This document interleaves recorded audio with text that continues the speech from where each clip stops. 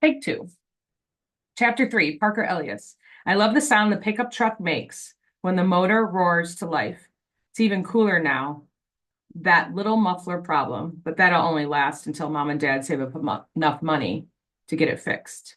Even without the extra noise, though, it's still awesome. I looked down at the start button.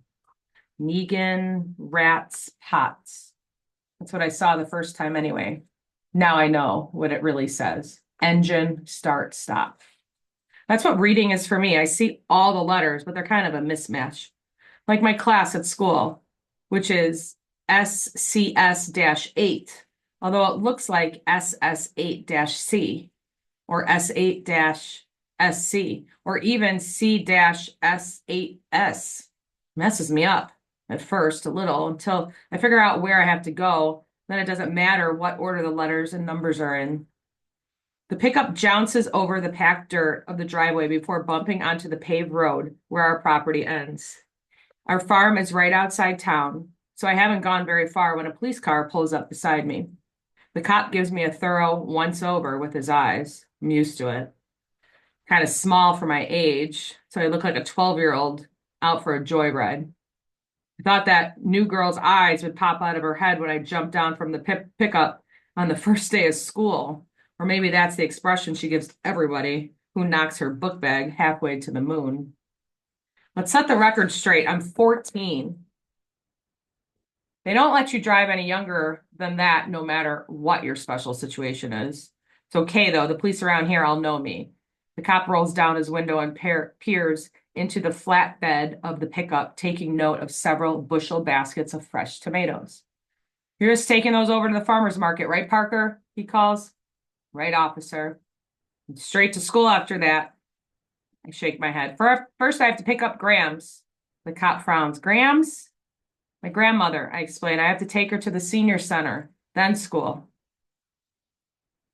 That's why I have a driver's license in 8th grade.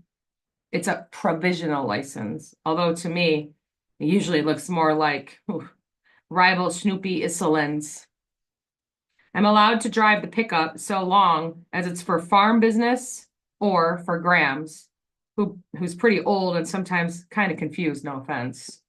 My folks both work crazy hours on the farm, so I'm the only one who's free to pick her up at her apartment and take her to the center where she hangs out all day. Then I drive to school, and after school, I pick her up and take her back to our house for dinner. She doesn't live with us, though. She refuses to give up her own place. My independence, she calls it. The law says I can do all this because running a farm is considered a hardship.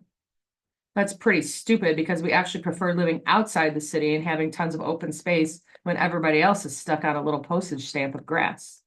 Plus, we don't have livestock, so we don't have to do any of the really gross farm things, like sticking your arm up the butt of a sick cow. I've only seen that on TV, but hard pass. I drop off the tomatoes at the market, watching the clock impatiently while Mr. Sardo weighs everything to the millionth of an ounce. Then straight to Graham's. She's waiting for me in the lobby of her apartment building, but she's wearing a winter coat. And it's like 80 degrees out. So I have to park and we go upstairs and put away the coat. And by the time I return from the closet, she's in the kitchen warming up leftover meatloaf for me. But Grams, I'm going to be late for school. Breakfast is the most important meal of the day, kiddo. I used to like it when she called me kiddo, but now I'm pretty sure it's because she can't remember my name. It bums me out. To be fair, she called me kiddo before she forgot my name, too. The difference is now it's the only thing she calls me. I already had breakfast, I tell her. You want mashed potatoes with that? She asks. It won't take long. No, thanks. This is fine. Obviously, I eat the meatloaf. It's actually pretty good. Gramps can still cook, even though she's forgotten most other things. She's been knitting me a sweater for the past 3 years, and she can't even seem to finish. I've gotten a lot bigger in that time, but it's okay because so is the sweater. It's draped over the back of the couch, a mass of drop stitches, hanging strands, and random colors. Looks like a giant psychedelic wool amoeba. I gulp down the food as fast as I can, but it still throws off the schedule. By the time I drop Grams at the senior center, I can already hear the bell ringing at school. With my grandmother, there's always something to slow you down. If it isn't meatloaf, then she's buttoned her blouse wrong. where she's wearing slippers instead of shoes, where she's waiting for Grandpa to come home even though he died a long time ago. I'm used to being late. Grandma's worth it. But it's my fourth time already, and it's only the first week of school. I barrel around the streets, busting the speed limit by a lot and blowing at least one stop sign. I screech into the school parking lot, leaving a small mark on the side of Mr. Sarkisian's BMW. Not good. Carefully, I back out and find another spot, this one on the opposite side of the plot. I pull my trusty can to scratch guard out of the glove compartment and rub the evidence off my front bumper. Then I work on the beamer a little. Not perfect, but it should keep Mr. S from noticing the damage long enough for him to have absolutely no idea where it might have come from. This is usually the part where my day starts to go downhill. I love getting to school, the driving and all that. But once I'm here, not so much.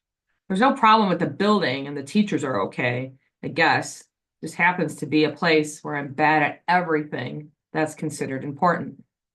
It's a long walk to room 117. I take it slow because who wants to rush to somewhere you hate? I'm already late, though, so I open the door and walk inside. Before I know it, my feet slide out from under me and wham! I'm flat on my back on the floor. Gets a big laugh and scattered applause from the 6 kids who are already there. The only person who doesn't react is our teacher, Mr. Kermit. He never lifts his face from the New York Times crossword puzzle, except occasionally to take a sip from a humongous coffee cup. And that's not just today. He's like that all the time. Yesterday, when Barnstorm chucked one of his crutches and shattered the globe, the teacher didn't even so much flinch. Not even when the Horn of Africa bounced off the side of his head. You could probably set off an atomic bomb on his desk and he never noticed. I scrambled up. When I turned back to the doorway to see what tripped me, I go down again on my face this time. I could smell the floor and taste it a little. There's butter all over it. Who greased the floor? I howl.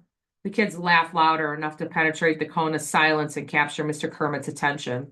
He glances up, sees me flopping like a fish out of water, and quickly goes back to his puzzle.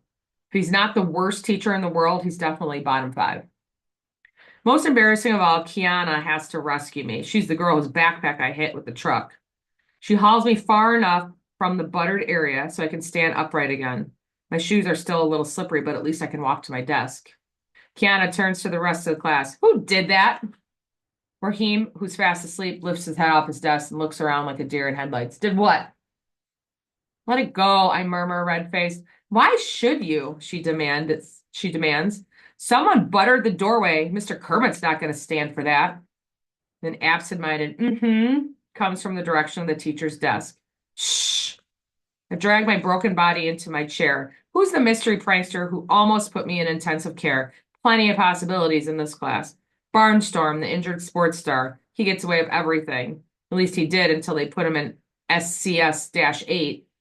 Aldo, the jerk who flies off the handle every time the wind blows. Elaine, I sneak a look over my shoulder at the scariest girl in the 8th grade.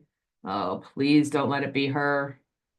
Elaine rhymes with pain. I'll probably never find out who buttered the floor. If it was Elaine, I don't want to. When I glance up, Mr. Kermit is standing in front of me. At first, I'm flattered that he's come over to make sure I don't have a concussion. But no, he places a worksheet on my desk and wordlessly returns to his crossword puzzle.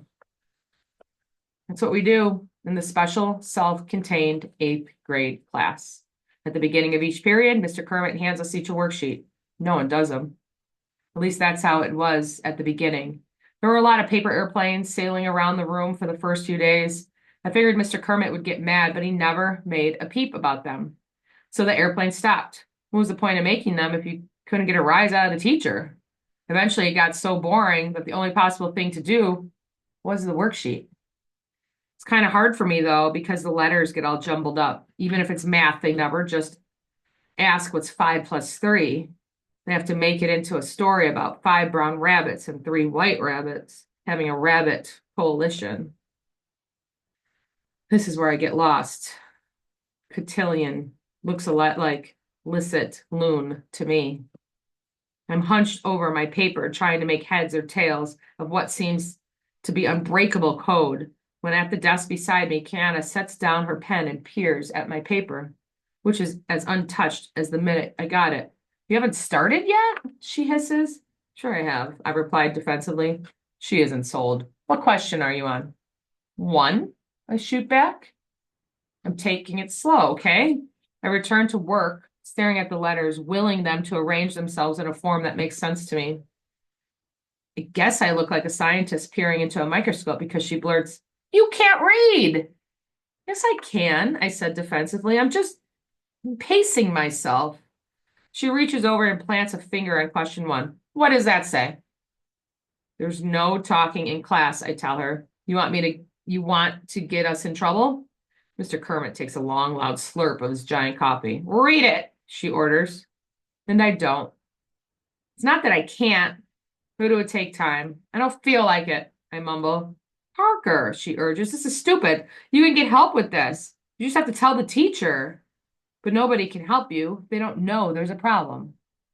My eyes find Mr. Kermit. His attention never wavers from his crossword puzzle, even though Raheem and Barnstorm are sword fighting with rulers. And Aldo leaves the room altogether. If I have to depend on Mr. Kermit for help, I'm going to be older than he is before I get any.